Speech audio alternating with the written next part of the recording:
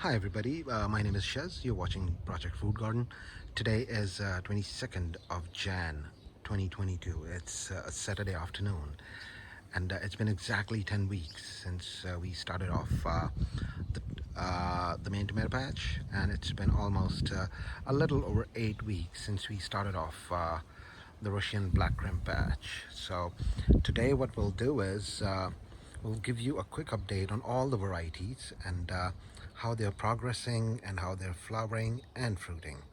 So we'll start with the Russian black Krim. So presenting you with the side view of the patch, I'm going to move in a little bit. You can see that this was germinated. All of these plants were germinated from the seed that I'd saved last year. So far, I'm really happy and chuffed with the health of the plant. And as you can see, I'm raising them with multiple trunks. Um, it's flowering pretty much everywhere. On the top, it has started fruiting as well a little bit. You can see there's lots of blossom, and if we come down here, these plants, they require, you wouldn't believe, I have pruned everything just 2 days ago, but from the bottom they look nice and clean. But if we come on the top, you would see that it has turned into one massive bush. You can see there's lots of flowers in there. If I could focus that for you, you would see loads of flowers, and on the top compartment you'd see loads, and the flowering is happening quite profoundly. As you can see, there we go, lots on the inside. I've put a cage on the outside to support this plant. So let us give you the frontal view. So now if you can see on the front, let me move in a little bit closer. You can see there's lots of flowering that is happening, lots of it. And allow me to show you, it has started converting the blossom into fruit as well. I've seen a few tomatoes. There we have more blossom, and yet more blossom. So I'm quite happy with the way it is producing the blossom, and the blossom is converting into fruit as well. I haven't noticed any of the plants doing the blossom end rot. So see, there we go. It's funny that it can actually grow blossom on the laterals as well sometimes. As you can see here, loads of it. So that's pretty much it from the Russian black Krim side. Let's move on to the next ones. So now we will cover the next three varieties. The one that is in front of you right now, it has got a different set of leaves. It's an heirloom variety known as Vintagevine. If you can see, let me get rid of these laterals in the middle. You'd see it's profoundly blossoming, and I'm raising that with multiple trunks. This is, by the way, Vintagevine, so it is getting lots of super blooms. And right next to it is a variety for which I have procured the seed from a seller in Australia. This one, it has got a different set of leaves. If you look at these, I mean, these leaves don't have a lot of edges, but if you look at this, it's a totally different set of leaves. It's producing loads of blossom. This one is known as purple Calabash. Doing this for the first time. There you go. Raising that with the multiple trunks as well. And this, you would see that the color of the leaves is like matte green for this plant. This variety is known as the Mexican Zapotec. And I did mention in one of the earlier videos that I will do a video on this if I'm able to germinate it. And I finally managed to germinate one of these. See, this is blossoming on the lateral branch as well. It's quite funny. And behind that, you would see a super bloom. Hold on, there we go. Yeah, that is also a Russian black Krim. I had germinated loads of seedlings, so I always believe in keeping backup. So this was pretty much batch number one. Now I'm going to show you some other ones. So this, yet again, is an heirloom variety. If you can look at the leaves, they have got a different convention as compared with the purple Calabash and Mexican Zapotec and Vintagevine. This one is Brandywine Pink. As you can see, this is a really healthy plant with loads of blossoming happening. Mind you, I had put this one in this patch in last week of November or first week of December. And right next to it is another healthy plant, which is Grosse. I believe it has started producing tomatoes. If I could show you, yep, it has. Its blossom is also good. It's blossoming on quite a few places. There we go. There we go. And you can see in the back there. So this one is blossoming as well, and the overall health is really good. And you can see that I'm raising that with multiple trunks as well. So that's pretty much it for the Brandywine Pink and Grosse. Let's move on. So when I did the first maintenance video, I told you that every variety has got a different set of growth pattern. Now on this side, what you're seeing is the Italian Roma and San Marzano. They were slow to start with, but they are getting there. Though we have initial blossom on the plants, which is formulating, and it probably would convert that into fruit. But if I come right next to it, you would see a variety that has got more fruit than leaves. This one is Charlie's caught Wartime. If you can see, this plant is loaded with fruit now. The conversion rate of this plant is absolutely fabulous. If I could show you some more views. There we go. You would see there's loads of fruit. Even on the second plant, there we go. Lots of fruit. And then we have some more vintage vines here. Their growth was initially slow as well. Let me get a better view. So now you can see that they are blossoming as well, and they have started picking up.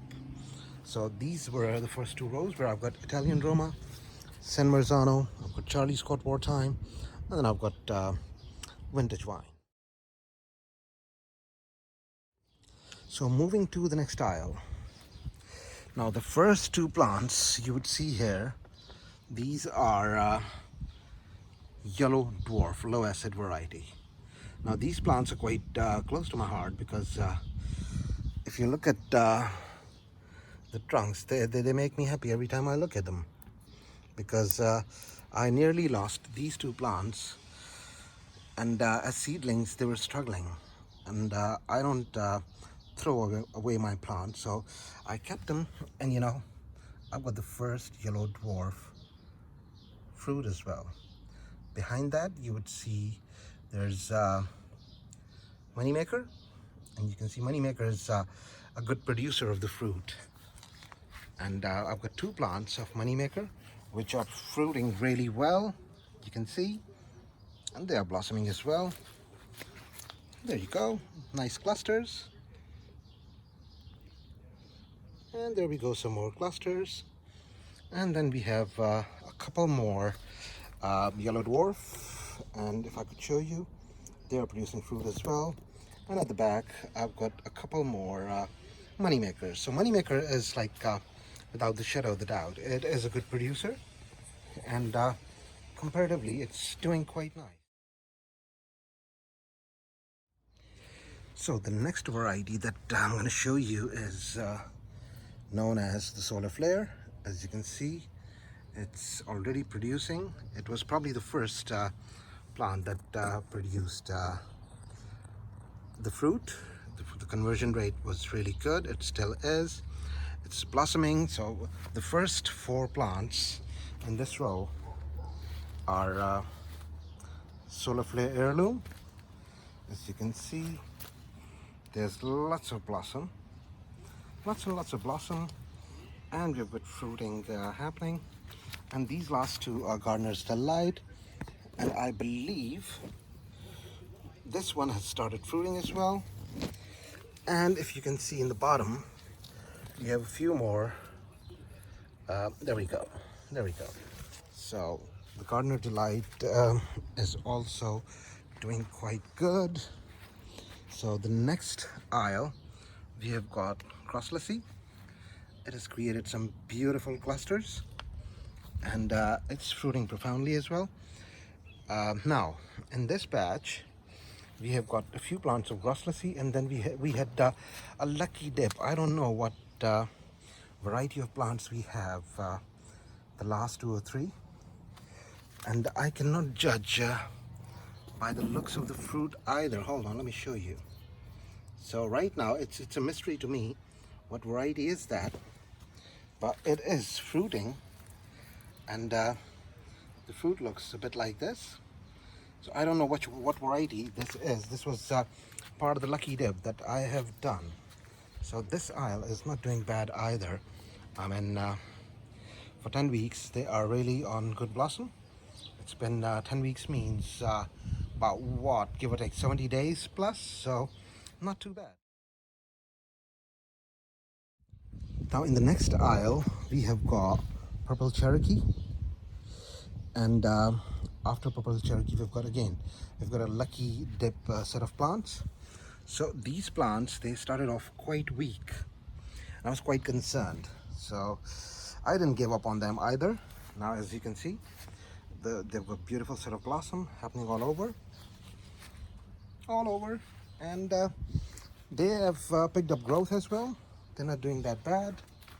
See, we've got some super blooms coming up here, and then this is part of the lucky dip. This plant is producing amazing set of blossom as well. Now moving on to the other side, we have got fruit on this side as well, lots of blossom. This is Mortgage Builder. As you can see, the shape of the fruit, this is Mortgage Builder. It's developing a few clusters. The size of the plant is good. As you can see, lots of blossom up here as well. So overall it's doing quite good. And from this aisle we have got Black Prince. You'd see the kind of clusters Black Prince is formulating, and the fruit looks really healthy and firm. I'm quite happy the way this plant has developed beautiful clusters. If I take you a little bit back, for 10 weeks it has grown up to almost 5 foot. So not too bad, as I'm doing this for the first time. These are quite hardy plants. You can watch the episode that I've done earlier for the Black Prince. Now in the next aisle we have got the yellow beefsteak.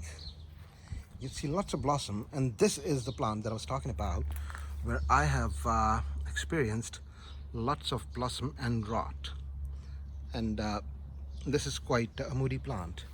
And the next 2 plants are the same.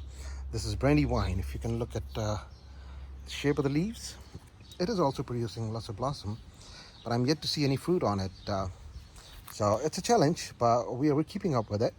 We're trying to take good care of it. We have given it potash, and we're trying to keep the hydration religious as well. So the next one in line is Aunty Ruby German Green.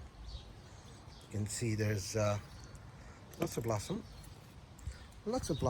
and not only blossom, we have got fruit which is maturing nice and well for Aunty Ruby German Green. It's producing quite beautiful clusters all over. Can we see the third cluster? Yeah, there it is. So it's developing the 3rd cluster as well, and then there's another cluster right here. So the fruit is capitalizing. The next one in line after that is Big Rainbow. So Big Rainbow is producing lots of super blooms, loads and loads of super blooms, and the fruit conversion has also started on this. So that's pretty much on this side. So not too bad. The fruit conversion rate, I'm quite happy with it. So the last aisle that we have got, it's also a plant that was very close to my heart, and I nearly lost it. And what I was talking about, this variety has also got a really nice matte green color set of leaves, and they're really thick. This variety is known as the golden pear drop. Now, I have done massive pruning on this plant. It is kind of a cherry variety, but tomatoes are a little bigger as compared with the cherry variety. Let me show you a little bit of fruit that is formulating.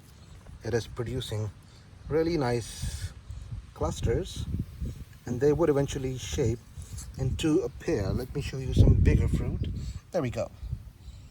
And there we go. So it would look like a pear, but it would turn a really nice golden color.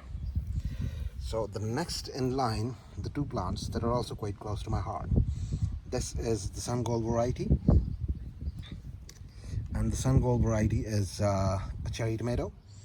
I'm trying to support as much as I can because this is a prolific producer. As you can see, this plant has got more fruit. If I count the leaves, I'd probably have less leaves and more fruit. There we go. Look at the beautiful clusters. Look at the beautiful clusters this plant is developing. Absolutely awesome. Some of the fruit is also changing color because the weather in Canterbury has been really good. And last but not the least, this is Sweet 100. Let me show you the cluster. See, this is also one of the cherry varieties. This is producing tomatoes profoundly as well. Lots of fruit on it, loads and loads of fruit on this one. And I'm trying to support, this is a dominant variety, so this would fruit in one go. Let me give you another view of this. So if you can see the amount of blossom that I have on all these plants, we will have loads and loads of fruit. We already have, on the Sun Gold. I'm really impressed. I'm doing this variety for the first time. But look at Sweet 100. Sweet 100 is just blossoming like crazy. It has got blossom all over, and it's producing heaps of tomatoes. Look at that. So this was pretty much the update on my tomatoes after 10 weeks. And I know I did started the patch. I transplanted the tomatoes 3 weeks later than the normal cutoff date. But as you can see, I'm keeping up with the pruning. They do look like shaved chickens, but it is really necessary for the aeration, and gives more chance for the sun to reach the fruit when it's maturing. And not too concerned about the health of the plants. It's all going better than I expected. So this is pretty much the update from our side. It's 22nd of Jan 2022 on a Saturday, and we'll sign off now. I hope you like this episode. If you have any feedback, please put your comments in the box below and let us know your thoughts. Thank you very much, and have a lovely morning, afternoon, evening and night wherever you are. Goodbye.